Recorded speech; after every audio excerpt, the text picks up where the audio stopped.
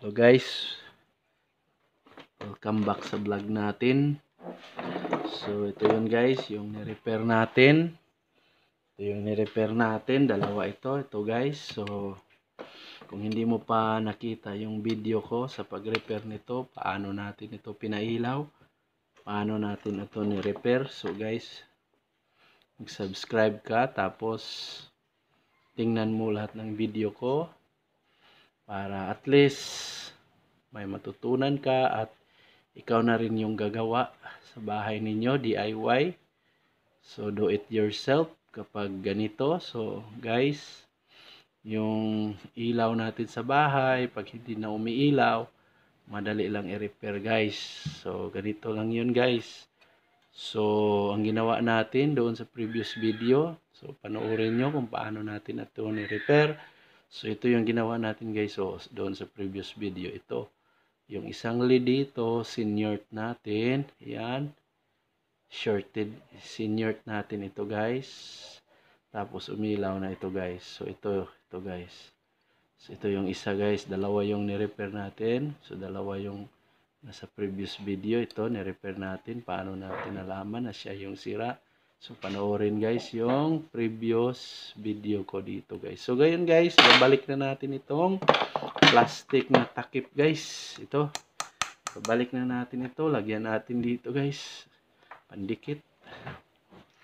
So guys, lagyan natin guys ng pandikit guys. Babalik na natin itong guys, itong plastic cover niya.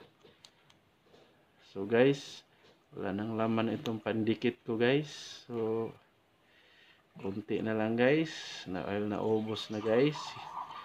Baka mayroon kayo dyan guys, pahingi guys ng pandikit guys. Ganito guys, yung pandikit guys. Wala na ako guys, baka mayroon kayo pahingi.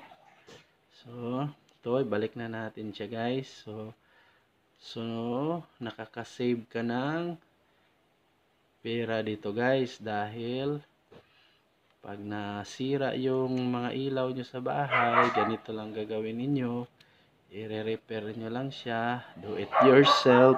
Do it yourself guys. So ito guys, ibalik na natin siya guys dito guys. So balik na natin guys ha. Ito yung ni-repair natin. Panoorin nyo sa previous video guys. Okay? So guys, mag-like na rin kayo, subscribe, tsaka share sa videong to para at least yung iba may matutunan din guys. So yan guys, binalik na natin siya guys. Yan, ito, isa. Tapos, ito naman yung isa guys. Balik natin. Lagyan din natin ng pandikit guys. Wala nang laman itong pandikit to guys. Naubos na guys. Baka mayroon kayo dyan guys. Pahingi guys. Ito, pandikit guys. Lagyan natin ng pandikit. Yan guys. So, yan guys. Wala na tayong pandikit guys. Naubos na guys. Wala nang laman guys. Yan. Yan, pandikit guys. So, wala na. So, guys, like, subscribe, and share sa video. So, sana mag-subscribe kayo guys para sa susunod pang mga video natin guys. At maganahan naman tayong mag-repair dahil marami tayong subscribers. So, salamat nga sa panonood guys. So, guys, balik na natin siya dito. So, balik na natin siya dito guys. So, guys, ito yung ginawa natin. Tingnan sa previous video. So, guys, okay, balik na natin siya dito. Balik na natin. Ibalik na natin siya sa dating pwesto niya. So, balik na natin ito sa dating pwesto niya. Ayun. Ayun guys. Ayun. Okay, so guys, ito na yun guys. Testing tayo guys. Testing tayo. Gamit itong gamitin natin itong bulb tester ko. Ito yung bulb tester. So, gamit tayo dito guys. Testing tayo. Plug in. So, ito na yun guys. Yung ni-repair natin. Ibinalik na natin yung takip na plastic. So, panoorin nyo sa previous video kung paano ko ito ni-repair. So guys, testing tayo guys. Ayun guys. Okay guys, umilaw siya guys. So, okay, ito namang isa yung iti-test natin guys. May balik na rin natin yung plastic niya. Takip, yung takip. So guys, oh, umilaw din siya guys. So, dalawa yung na-repair natin guys. So, nakasave ka ng pera guys. So, hindi ka na bibili ng bago, i-repair mo lang siya. Do it yourself, DIY. So, okay na to guys. So, maraming salamat sa pag-subscribe guys. So, sana, hopefully, mag-like kayo at saka mag-subscribe guys. So, maraming salamat sa panonood guys. So, ito, gagawin natin itong pang-ilaw dahil ang dilim pag nag-repair ka dito guys, ang dilim pag nag-repair. So gawin natin itong pang-ilaw guys. So ibabalik ko ito sa pinagkukunan ko dahil ito yung ginagamit ko sa pag-repair ko. Ito yung pailaw ko. So balik natin ito guys sa pinagkukunan ko guys. So dahil ito yung gamit ko kapag nagre-repair ako dahil para maliwanag yung video guys. Okay? So balik ko ito guys. Balik.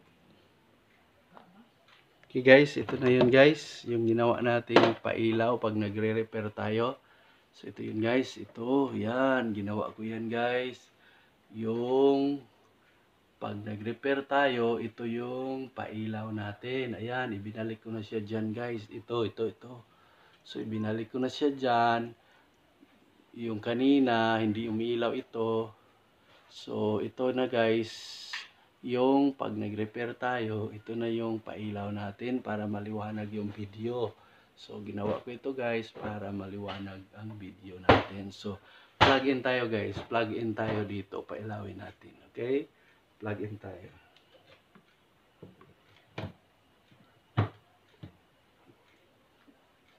So, guys, plug in tayo.